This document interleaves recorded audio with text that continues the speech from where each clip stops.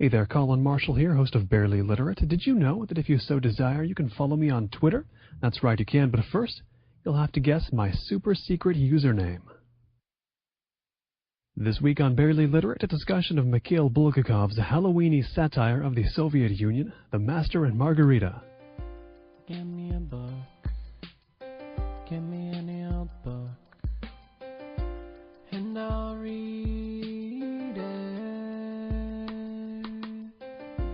Give me a podcast.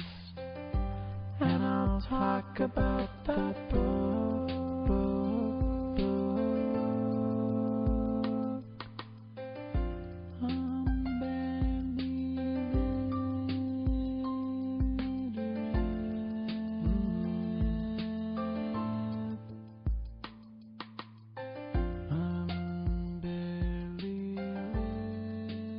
This week we are discussing a fairly unusual, fairly stuff-packed novel by Mikhail Bulgakov, The Master and Margarita, filled with allusions to Stalinist life, Russian folk stuff, the Bible, the historical Jesus, obscure holidays, literature itself. One of the questions that's going to stand over this discussion, I can tell already, is does this thing hold up no matter when you're reading it, where you're reading it, who you are, and what knowledge you bring to the table? I suspect that it might, but we'll see.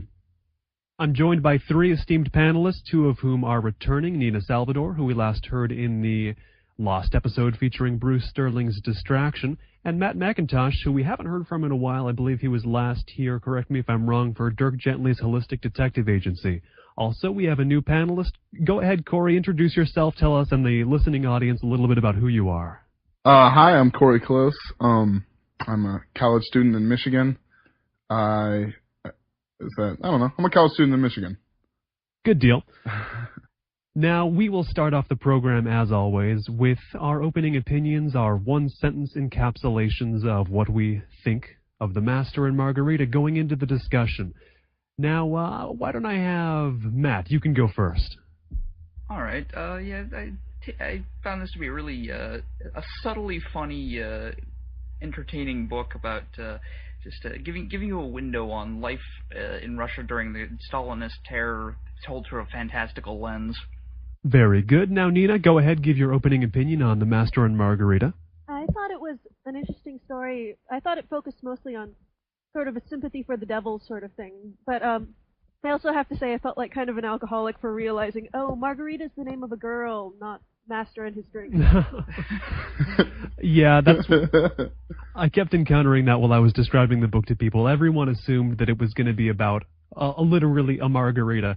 And I think even when someone reads it, they'll read 100 pages in and then they'll be like, wait, that's a character, although they wouldn't even know who the Master was. Now, Corey, go ahead. Your opening opinion on The Master and Margarita? I kind of realized this as I was finishing it, but to me, it's kind of like a explaining of the mundane life of the Soviet Union by contrasting it with absurdities. Yeah, it's like taking the absurdity of the life itself and then just kind of piling some more on as well. Now, Matt, you were the one to suggest this book, so if you could give us a bit of an insight into your selection process. I know it was very long and involved. Yes, terribly painstaking. No, what it comes down to is, I mean, first of all, I went through a phase where I got very interested in the history of communist Russia and the Soviet Union, and also I'd had a lot of trouble with Russian authors in general. I tried reading people like Dostoevsky and Tolstoy, and I could never really get too into it. And I had someone recommend Bulgakov to me as someone who is a lot more readable, and I liked the whole premise of the devil visits atheist Moscow and hilarity ensues. That plot premise alone kind of hooked me, and so I picked it up based on that, and on leafing through it, I also liked the whole idea of the way he sort of juxtaposed the getting points across about the sort of modern political situation that he had to deal with in a very kind of like guarded way and very subtle, using the vehicle of the biblical references and the story about Pilate and the book within a book sort of thing. So the craft that seemed to be on display there after I kind of browsed through it briefly really attracted me, and the novel didn't disappoint. And it is a lot shorter than anything you'd read from, or most of what you'd read from Tolstoy or Dostoevsky. Did you find it substantially easier to break into? Absolutely, yeah. And I mean, part of that is maybe because it's written from a slightly more modern perspective, and also because I think Dostoevsky and Tolstoy, using those examples, right? They kind of have a very weird sort of philosophy that I can't really identify too strongly with. I can understand it, but I don't really identify with it. Whereas Bulgakov seems more like my kind of person. He's looking at things very askance and taking a very sort of satirical tone toward everything, which is a lot easier to get into. Now, before we go a whole lot farther into this, we should acknowledge the fact that, and this is something I hadn't thought about until it was like a week ago, that we are working with a book in translation. Obviously, this was written in Russian originally, and it was finished. Well, Bulgakov died writing this book, revising it actually in 1940. Didn't see publication till 1966, and we all have different translations, I think. Well, we have not all different, but I know that Nina and Corey, I sent you out the Mira Ginsburg translation, an early one, which is actually from a partially censored Soviet manuscript. Sorry about that. My translation is the less censored Diana Bergen and Catherine Tiernan O'Connor. It's got some good endnotes as well, nice explanatory material. Matt, what edition do you have? The same one as you, Colin, actually. Okay, so we could potentially be using 4 different editions, but we're not. There's only 2, so maybe we're going to illuminate some point about literature and translation. I don't know. But anyway, to the actual meat of the book we go. Before, in previous episodes of Barely Literate, we have kind of marched through the plot of the book. I'm thinking about changing that up. We'll reveal the plot as it's necessary, but first there is a broad question we should address for the listener. And Corey, I'll throw this to you, the new guy. What is this book about? It's oh goodness. I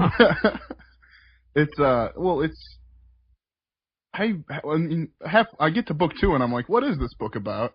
It's a 2-parter. Yes, there is book 1 and book 2.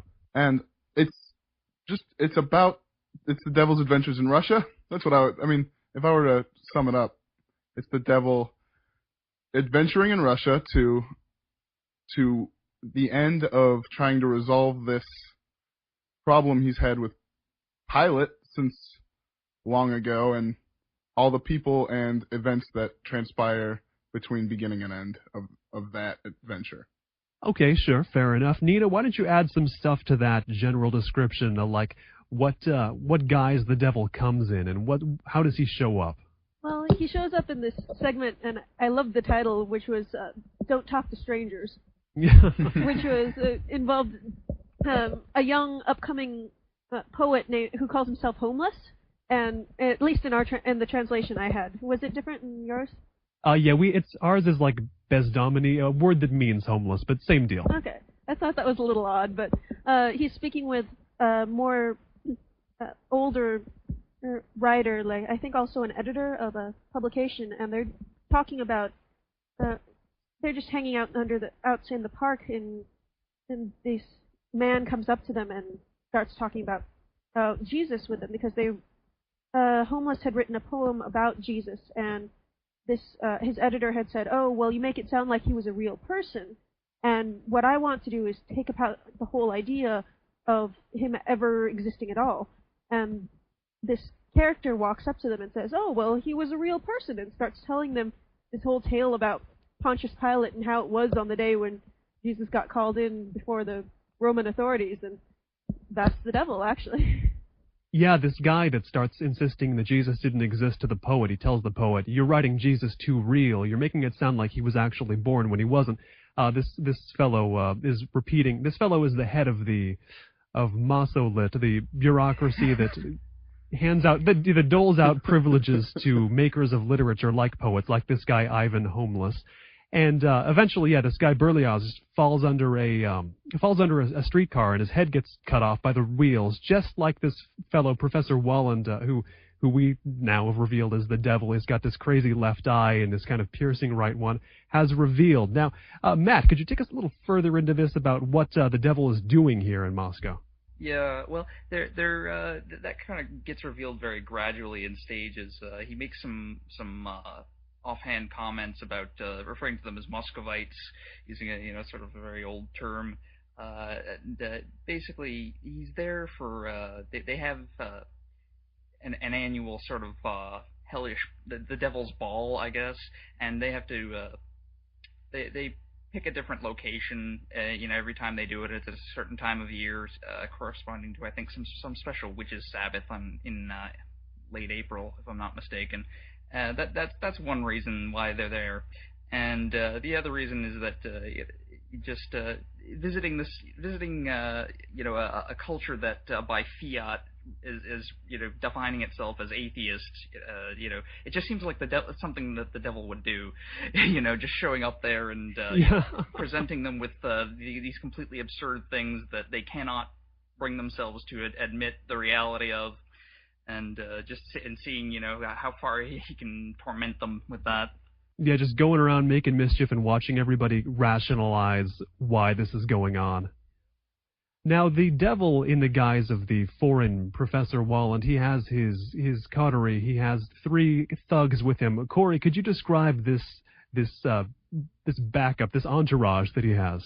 Yeah, I can. He has first is my favorite is Behemoth. Behemoth. Yes. The giant black Tom, who is quick talking and enjoys a good liquor. Tom as in Tomcat. And after that is Koraviv, is that right? It's Koreviev, something like that. I'll look it up. Describe him. Man. Okay. He wears he's like a shorter man. He wears a pair of cracked Prince Nez glasses, and is kind of runs along as the right-hand man throughout. And then there is the name is escaping me. His assassin with the single fang. Oh yes, I'm not great with these. There we go. I'm glad that Matt, you've got these, because I am not great with Russian names at all. I would get names and just gulp, as how I had to talk about them. I've had practice, like I said, from trying to read Dostoevsky and whatnot. You get used to the format. Right. Yeah. You've had the trial by fire. We have not. Yeah, you played with the weighted bat already. I remember reading Dostoevsky in high school, and we got the one Hungarian girl in the class to pronounce the names, and after that, none of us could replicate it. Oh, sure. Lean on the Hungarian. Now, where were we? We got all the members. He also has that the witch maid as well, doesn't he? Yes. Hela. Okay, so he's going around, the devil is, with his crew, creating trouble. And then we have the setting of the devil in 30s Moscow, messing shit up. And we also have, as we mentioned, the Pontius Pilate chapters. Nina, what's going on in those chapters? Well, in these chapters, it's the devil is telling about what happened when Jesus was actually brought in for the crucifixion, and they call him a Yudida. Is that how you would say it? And then they have all the characters like Matthew Levi and Pontius Pilate and Judas, but they have older sorts of names, like Jerusalem is Yerushalayim. Yeah, exactly. Bulgakov had to use a variety of different different linguistic versions of these things. He had to use a great many tricks to keep under the censors, even though he didn't publish it in his lifetime. But anyway, go on. So it's just talking about what might have actually happened, and trying to talk about it's a different account of the story than what comes up in the Bible, and it seems more historical. Like, I've actually been taking a Bible study class on the history of the Bible and of the Israeli tribes, and it sounds like this, where you're trying to separate what might have actually happened from the stories that have been passed down and exaggerated on and embellished. And so are you seeing some historical accuracy in this kind of semi-alternate universe story of Jesus and Pontius Pilate in Master and Margarita?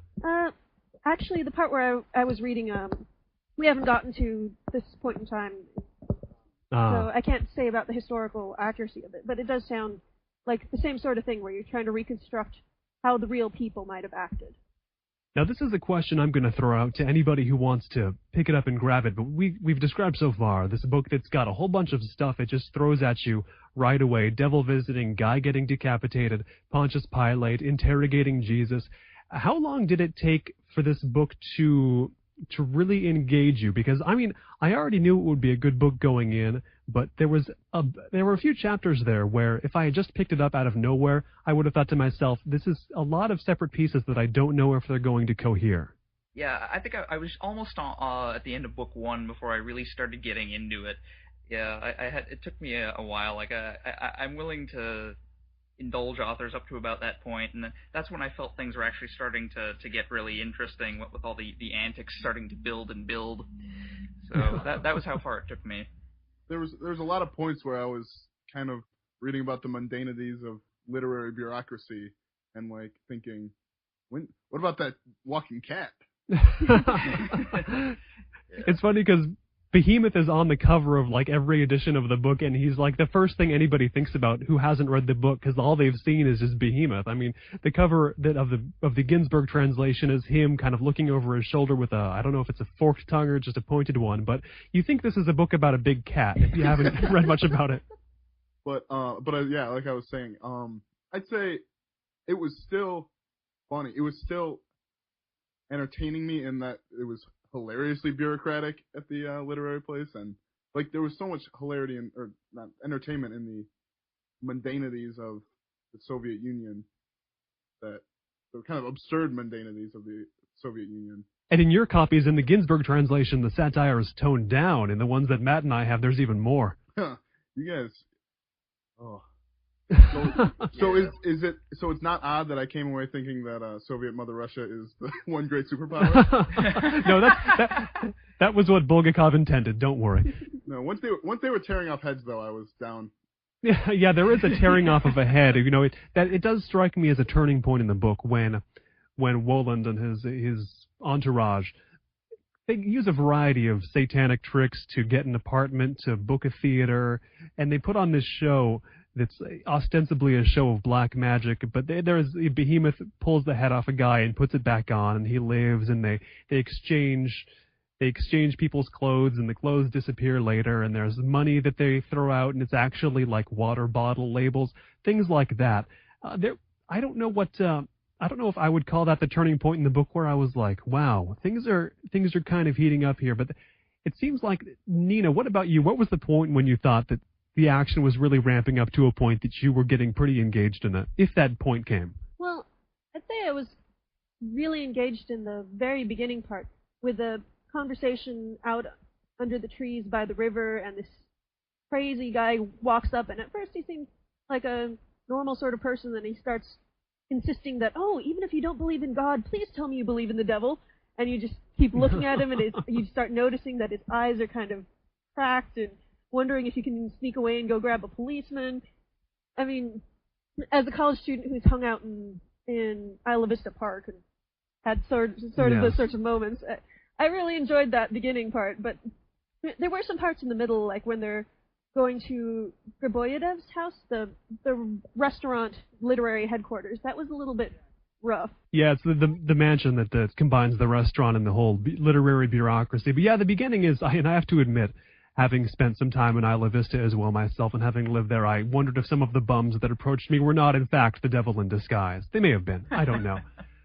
But to move a little forward into the book, we get these, the first Pontius Pilate chapter, we get the devil doing his antics in the guise of Woland. I'll just throw this to anyone who wants to pick it up. How does the plot thicken from that point on? How do we meet the master of the title? We'll say that. Well, we meet him in an insane asylum, right? With homeless. Homeless is busy saying, oh, my friend got his head cut off, and this guy knew that it was going to happen beforehand. He knew everything, and everyone's like, it was just an accident. How could anybody know that? And so he's freaking out and trying to insist on trying to talk about Pontius Pilate and his friend getting their head cut off at the same time. And before he gets arrested, he has some crazy run through people's houses, stealing candles from icons, little altars and stuff. And so when he's in the insane asylum, the master actually sneaks onto his balcony and starts talking to him. Yeah. The hero enters finally, about 100 pages in, and he's an author who is sort of it's sort of a semi-autobiographical play on Bulgakov himself, not totally so, but there's little bits here and there. He wrote a book about telling the story of Pontius Pilate and the death of Christ, and this book that he wrote just was severely panned and attacked by all the prominent critics within the sort of bureaucratic structure of Massolid, and they sort of basically ruined him. And Margarita, the other title character, is this woman that basically his lover. But sort of in secret, she's actually married to somebody else. They met one day, and she started spending time with him while he was writing his book, and really encouraged him, and used it as for some reason that I was never really totally clear on. Is she takes it very personally. The book is sort of like a part of her, and she calls him the master just because she's so enamored of his writing, and so. The problem is that after enduring this repeated public pannings by all these prominent critics, and just sort of being ruined by it, he sort of tells her, it's like, you shouldn't be with me anymore. I have no, I've got no future. And he really takes it very, very hard, and it drives him nuts in the end. And he just kind of he sends her away for the day. She's thinking to come back, and then she comes back to find he's disappeared. He's ended up checked into an insane asylum. And the Master is like almost a pathetic figure, because he describes this story, like you said, where he and his, what he calls his secret wife, are getting together, working on this novel, or she's enabling his work on the Pontius Pilate novel. And she becomes so obsessed with it, the novel just engulfs both of their lives. And I do wonder, maybe someone else can hazard a guess as to this, but why are they so captivated by this Pontius Pilate novel? I can see you guys know as well as we do. Yeah, it's kind of a mystery. It seems as though there is something important about it. As the story goes on, a lot more people care about it than you would think. And so, I mean, maybe there is just, as two kind of pure people, I don't know. Yeah, while reading the Pontius Pilate chapters in the book, which are ostensibly selections from the Master's book, I mean, don't get me wrong, I kind of do want to read that whole book. I wish it existed. But the force it exerts over everybody is surprising, and just the extent to which it makes the Master so sad. Because, remember when he jumps in Ivan Homeless's room, and he says he's the Master, and he pulls out that worn cap with the golden M on the front and just, shows his profile. I just couldn't help but crack up, oh my god. Yeah, me too. In any case, the Master shows up. Who wants to take it forward? The Master shows up, and I guess that's kind of the end of him, is him kind of telling up to that point to Ivan Homeless, and from there it kind of they use that as a way to introduce Margarita.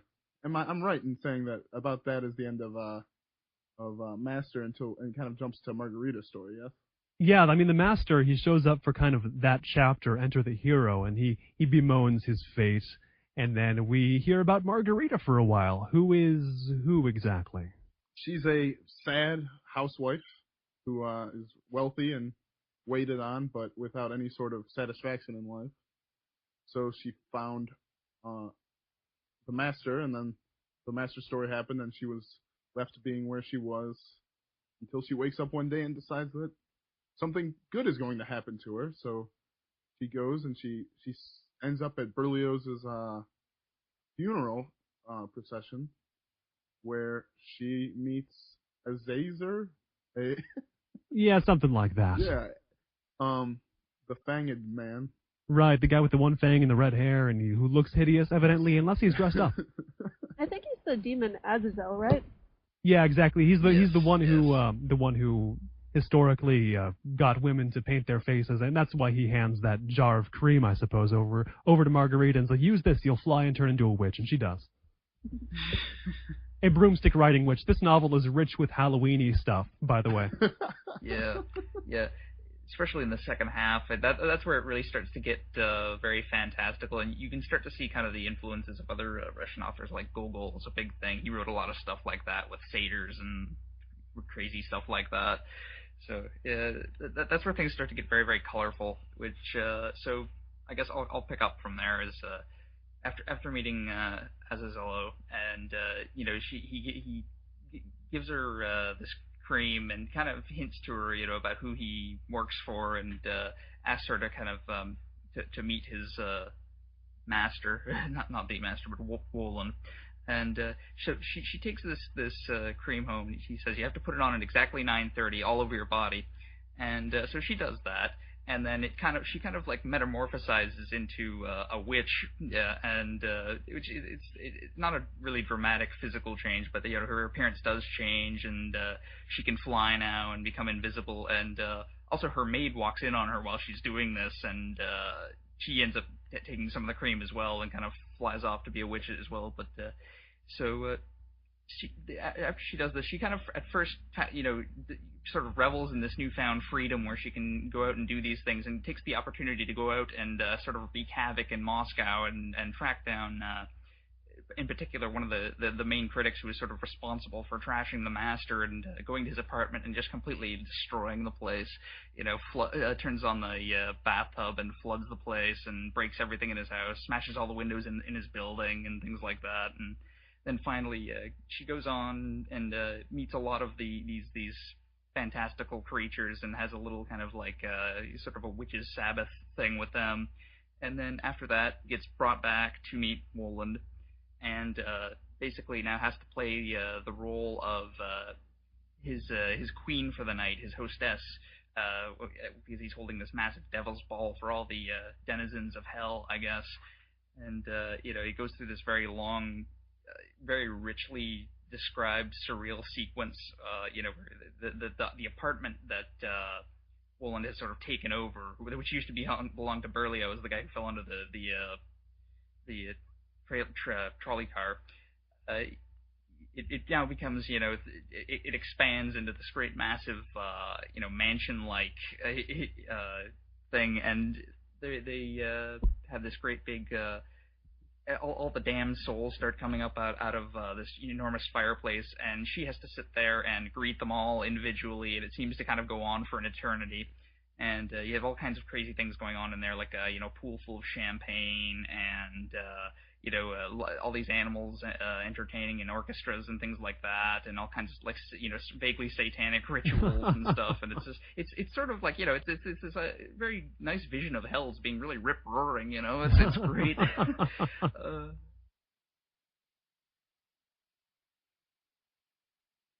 Yeah, I forgot that, but yes, that was a nice touch. The Monkey Jazz Band. Yeah, this is a book with a whole lot of grotesquerie in it. I mean, it's grotesquerie from a lot of different sources too. There's monkey jazz bands, yes, but there's also all that Halloweeny stuff we mentioned, the extended Witch on a Broom journey. I mean, some of it becomes awfully cartoony.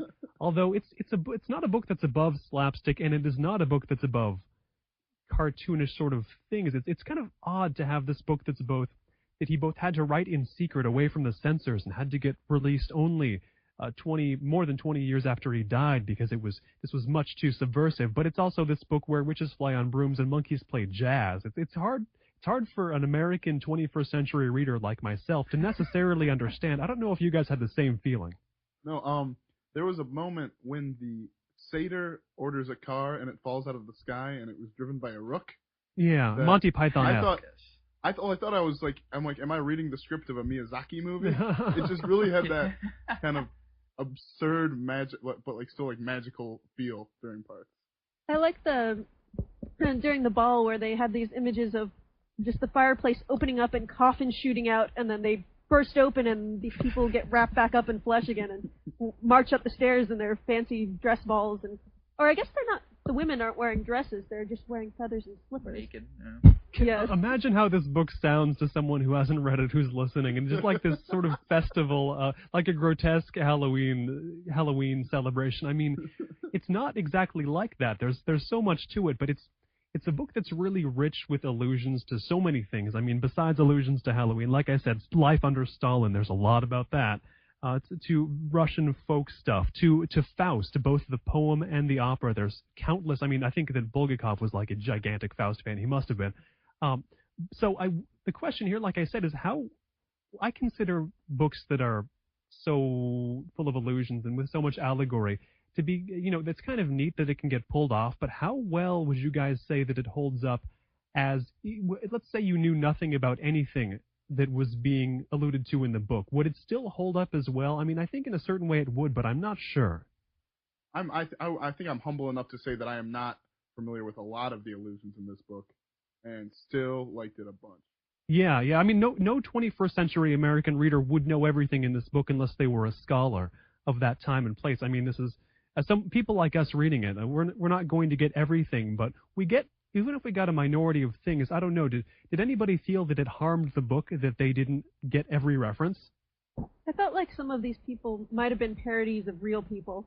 Or I noticed, like, in the ball, the conductor is Johann Strauss, and I just recognized that a bit because I used to play classical music. But, I mean, some of the characters in the theater, they're like the guy who gets his head pulled off. I'm pretty sure he's a caricature of a real person who used to open up theaters.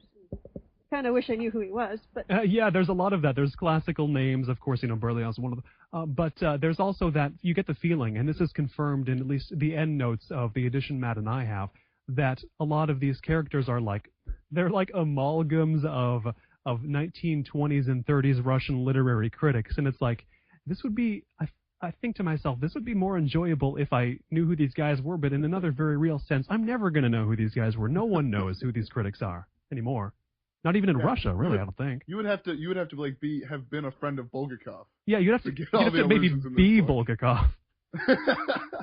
It's true. I mean, his yeah, you'd have to be the head of Mausolet. What were you saying, Matt? No, well, yeah, Bulgakov in general is good or bad for that, depending on how much you actually enjoy that kind of thing. Yeah, there's a lot of very, very sort of esoteric references that, you have to really dig into his biography to actually know. I mean, I started looking into it. I've only kind of scratched the surface, but yeah, like so many of these characters in here are just like, parodies of people that he had to deal with, and you do have to know a lot, I think, about the living conditions of what it was like back then in 1920s and 30s Soviet Union, just to actually to understand why a lot of things in the book are as they are. Like, for instance, I mean, one of Bulgakov's favorite little pet peeves to write about was the housing situation. And the constant kind of politicking and horse trading that went on just to be able to get basic amenities like, a private bathroom that you didn't have to share with other people. So that's why he kind of made these little things that, like about the master's apartment. He was very proud of the fact that he had his own sink. Yeah, I was going to say, the sink. He was very proud of that sink. Or there's a scene where Margarita is amazed at the size of the apartment 50, and the devil essentially says, well, it was about as hard to do this as it would be to get 2 rooms to yourself. Yeah, there's all these Baroque techniques. I mean, of course, the devil can use an extra dimension to expand out his living quarters, but there's these Baroque ways that a Soviet citizen of the time has described as, dividing a room in an apartment, trading up for a 3-room apartment, dividing a room in that, trading it up for a 4-room apartment, trading that for 4 rooms dispersed across Moscow, trying to trade those rooms for a single 4-room apartment, getting pinched by the secret police at that point. And some of the stuff, it's like, I'm just imagine to yourself how much it must have sucked to live in that time and to have to share a sink and a bathroom with a randomly assigned family. I can't even really get my mind around it, but I think Bulgakov gets some of that across. It reminds me a little bit of the co-ops and the bidding system. Oh yes, the housing co-op. Of course, you were big into the housing co-ops at the time. I'm sure you recognize a little bit of the politicking, though not to that full extent. There's that one character who runs afoul of some of the devil's companions because he lies about the availability of Berlioz's room, the guy who gets his head chopped off. And, oh, yes. And everybody is just calling this guy up constantly and saying, oh, well, I can't live with this person, and I need this room because I have a bad hip or something, and they all have a reason, and everybody deserves it more than anybody else. And that sounded very familiar. Yeah, it's true of Stalinist Russia, true of modern housing co-ops today in Isla Vista. But yeah, there's this sort of paranoia that Bulgakov gets across both in satirizing Stalinist Russia, but he adds that extra dimension of paranoia with Wolin because he can do whatever he wants. He can plant, and often does, plant foreign currency, say, in your crawl space, or he can plant foreign currency in your briefcase. A lot of his mischief has to do with planting foreign currency, but it adds that extra sort of X factor. But it it makes the book into a work of magic realism, which I'm sure that anybody listening has already detected that's what this book is.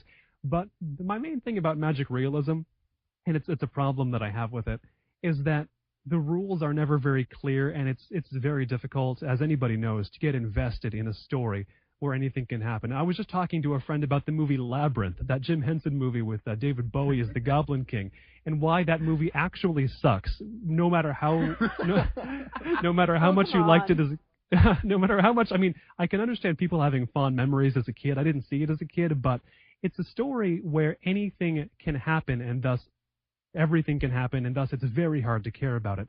That's the problem I have with magic realism. Now, anybody can grab this. To what extent did you have the same problem with the Master and Margarita?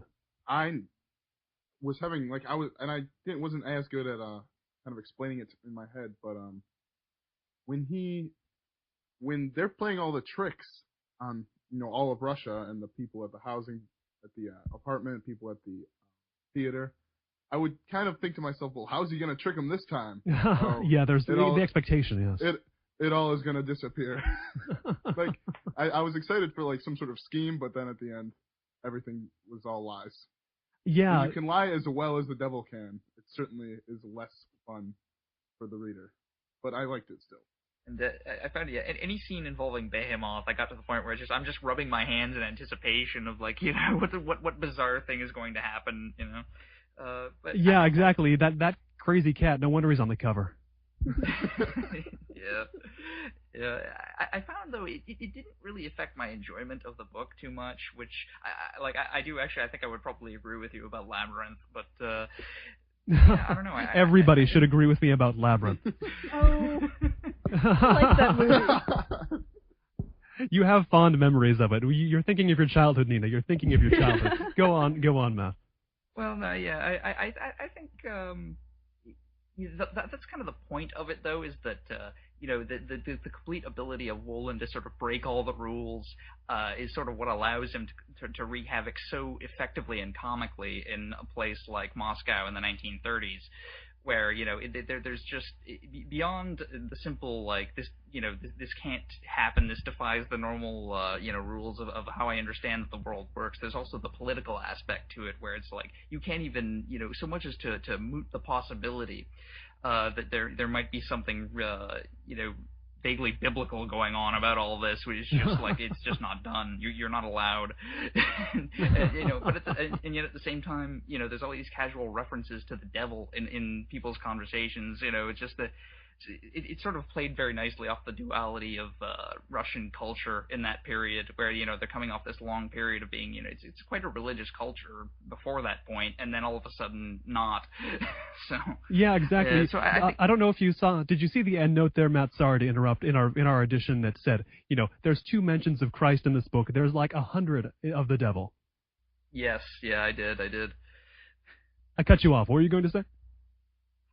No, I was just gonna kind of reiterate that's what really makes it so. He gets, I think, the most comic mileage out of that fact, or out of that sheer ability to just kind of like warp the rules any which way, and just and then seeing how people react to that. Yeah, Bulgakov, it seems, is riding such a fine line. He's, to use the cliche that would be appropriate, he's walking a tightrope, because this book is in so much danger of falling into the magic realism thing of having it be just a random assortment of events that have no meaning because they can be anything and have no rules. And it walks the tightrope of I guess the tightrope is going on the other axis of falling into a world of illusions, and like kind of essentially becoming a code where you have to understand, you have to be in on all the jokes, you have to be Bulgakov literally, as we were saying. But he still keeps it, I think, extremely entertaining. And I don't know if anybody has any ideas of how he does it, but he manages to keep just on my good side. He's surrounded by possible literary pitfalls, but how does he keep it from falling in? I'd say it's just really, I think he kind of knows where the line is, where he might possibly start losing people and knows where to stop with it. He indulges himself, but only up to a point. He includes all these indulgences and little kind of asides here and there that don't take up too much of your time and don't detract much really from the main storyline. And I think there's a lot to be said for just having that sort of restraint as an author, and being able to kind of combine, all these little little aspects of it in a way that doesn't really push anything too far. Nina and Corey, what was the balance for you with this book as far as how closely Bulgakov had you paying attention versus how much he was kind of on the verge of losing you?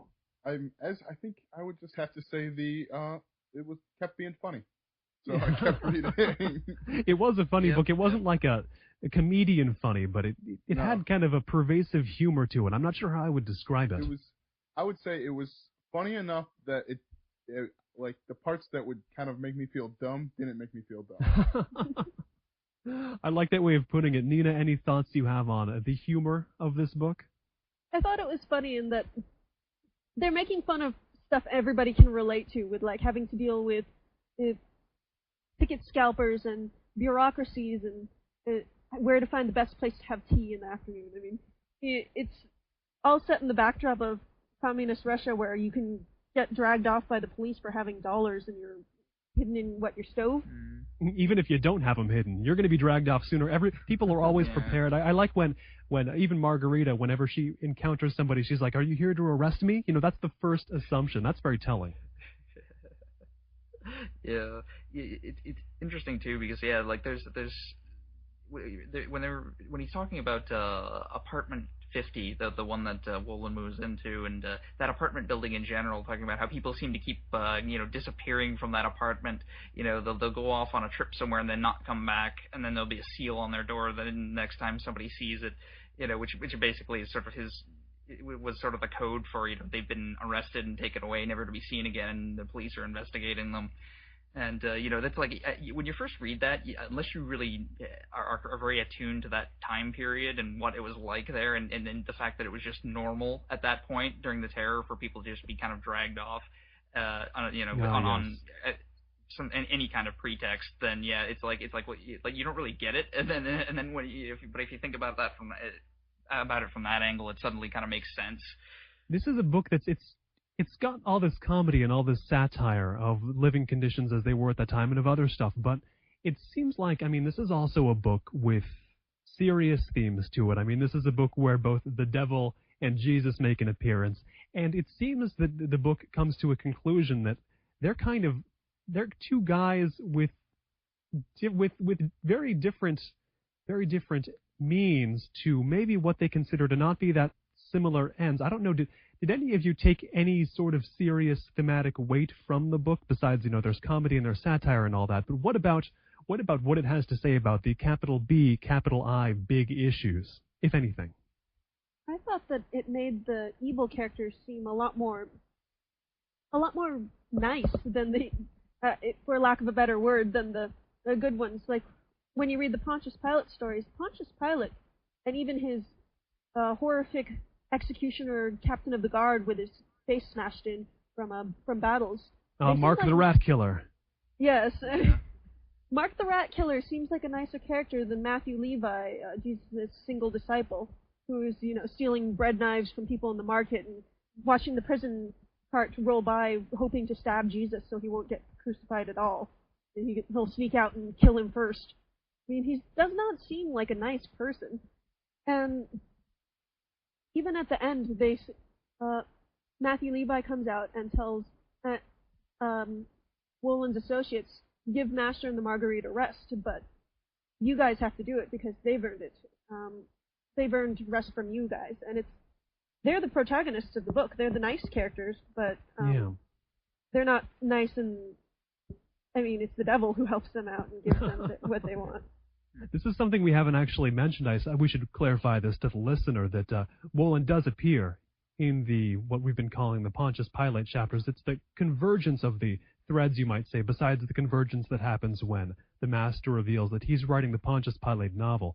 Anybody want to describe the nature of what Wolin is like in this previous era?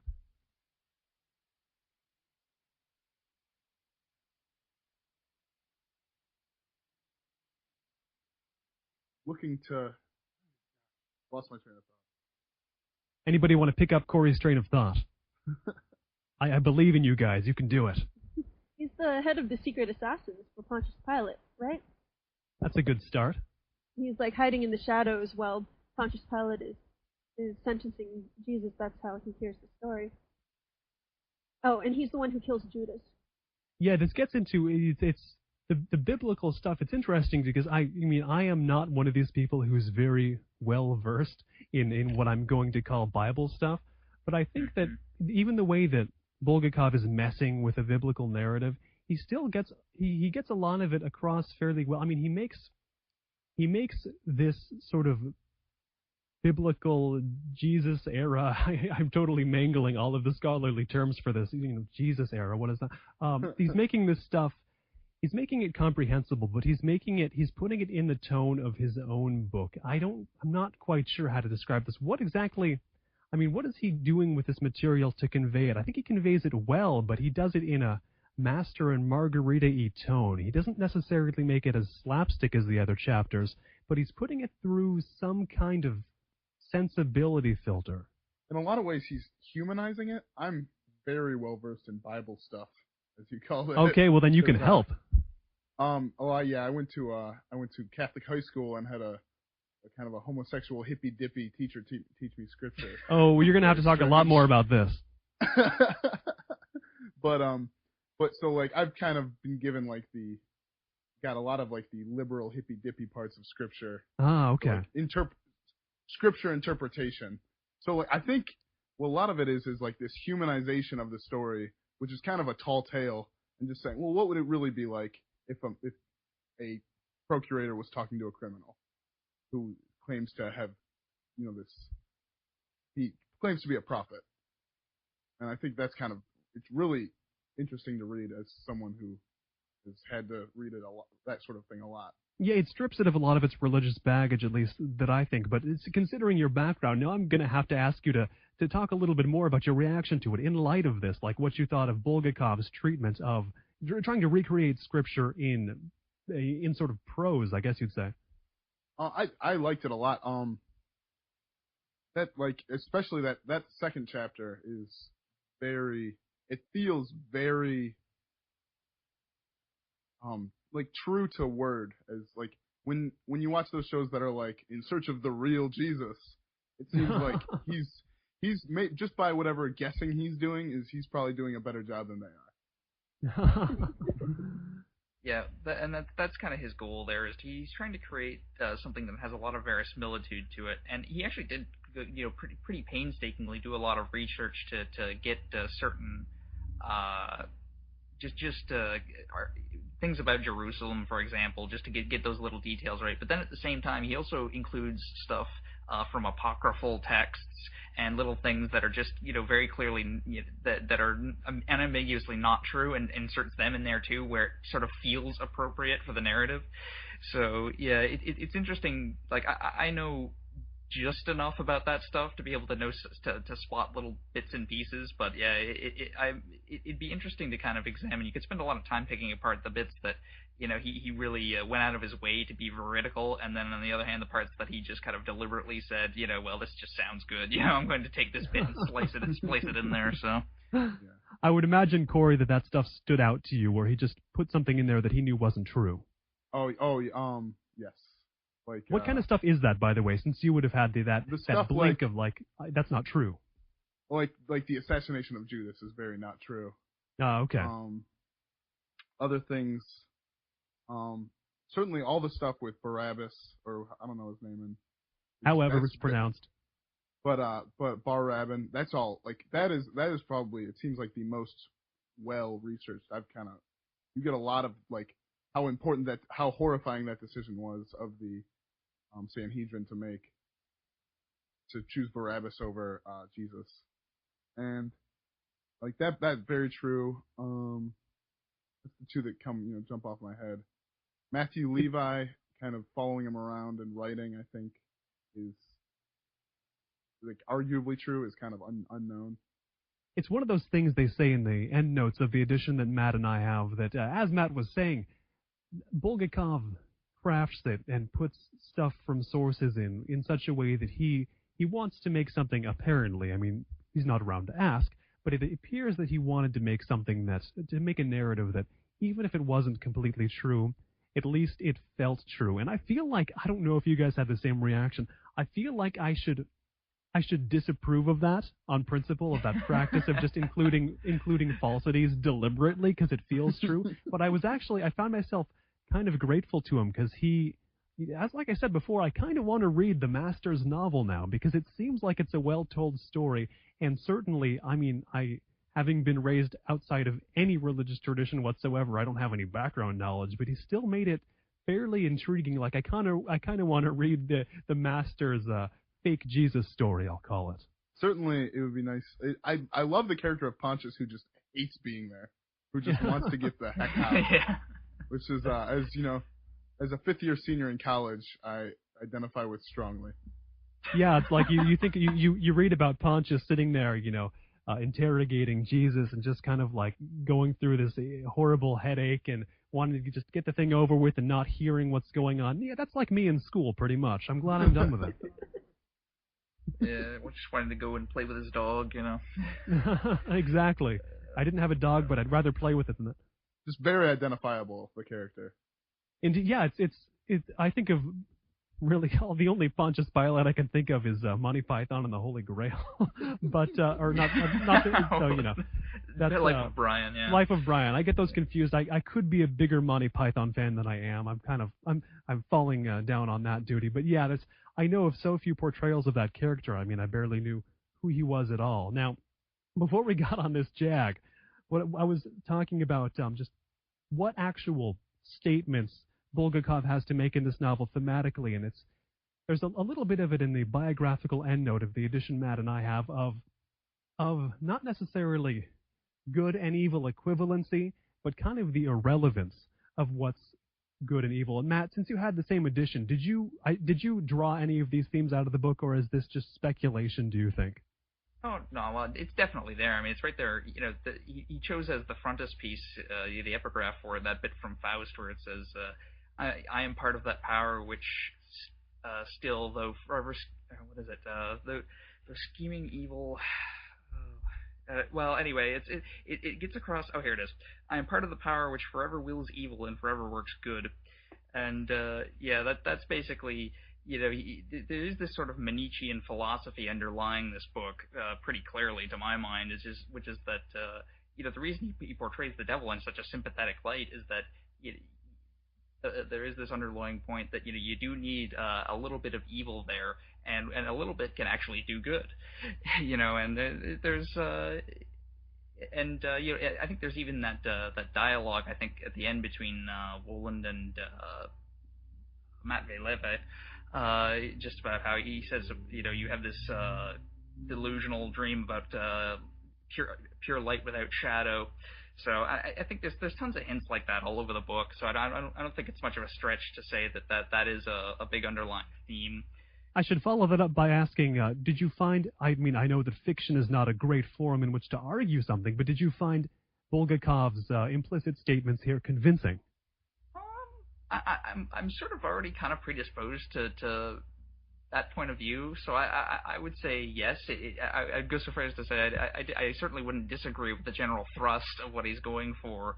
I mean, yeah, with fiction, there's no way to kind of you can't be too.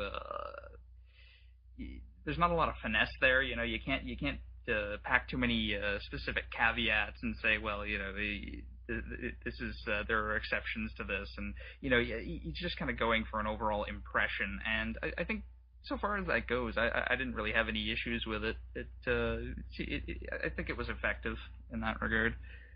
Now, Nina, you said in your opening opinion that this book is a bit of a sympathy for the devil's story. Did Bulgakov succeed in instilling any sympathy for the devil in you? All the characters who are associated with the devil seem so much more likable, honestly. I mean, yeah. Matthew Levi really comes across as a scummy character, and you feel sorry for Pontius Pilate. I mean, I've come across other literature, too, which is saying the poor guy, he was faced with an impossible decision, and now he is known throughout history, as they mention here, for being the one who sentenced Jesus to death. It's so much fun to watch Woland's crew of people just shake down these stodgy theater people and the literature folks. That is a lot of they're fun. All quite awful.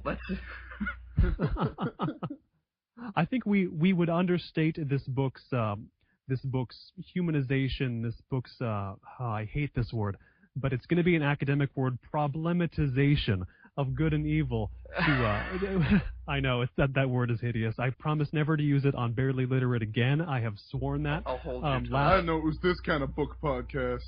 I didn't know it was this kind of book podcast either, believe you me. But this book does that. This book, it humanizes historical figures. It humanizes good and evil. It humanizes good and evil historical figures. It's kind of a relief, actually, very much of a relief. I think, like you guys, I consume a lot of narrative entertainment, and I mean, good and evil is just a huge thing. It always has been in stories like here are the good guys, here are the bad guys. Go. But I think it's something that maybe I didn't even appreciate while reading the novel enough. You guys can tell me if you did or not. That this is not. I mean, it's a novel where there's the devil and there's Jesus and such, and yet it is not a novel of good versus evil. It's not a novel of sides like that. Yeah, I think it's interesting, yeah, that you can throw the devil right into the book, but he's not the most despicable character by a long shot. I mean, all the people that end up sort of being his victims are also sort of scummy personalities and the sorts of people that represented the worst things about society living in the Soviet Union, and so it's very easy to sort of sympathize with, they make the devil look good, basically, and he's sort of there kind of giving them their just desserts. Because, all the characters Soviet life makes them worse than the devil. Mm-hmm, mm-hmm. I think we should actually take a poll here. I want to see if we can determine who is the most loathsome character in the Master and Margarita. Corey, who would you think would be the worst character here, the most repulsive character in this book? And don't make me decide. Well, I really didn't like the psychiatrist. Or the psychiatrist. He always annoyed me. I think that's the first. Is that the first mention of this character so far? Yes, it is. Oh yeah. Yes. Stravinsky. I wanted to say Stravinsky, which he's just, as his psych ward is just being flooded with people, he just starts prescribing so much of what they call his prescription, which is some sort of morphine drip, and it certainly seemed seemed horrible to me. I mean, I think every character was in some way or another kind of shown in a good and bad light, that he just sticks out to me as a character I just didn't like at all.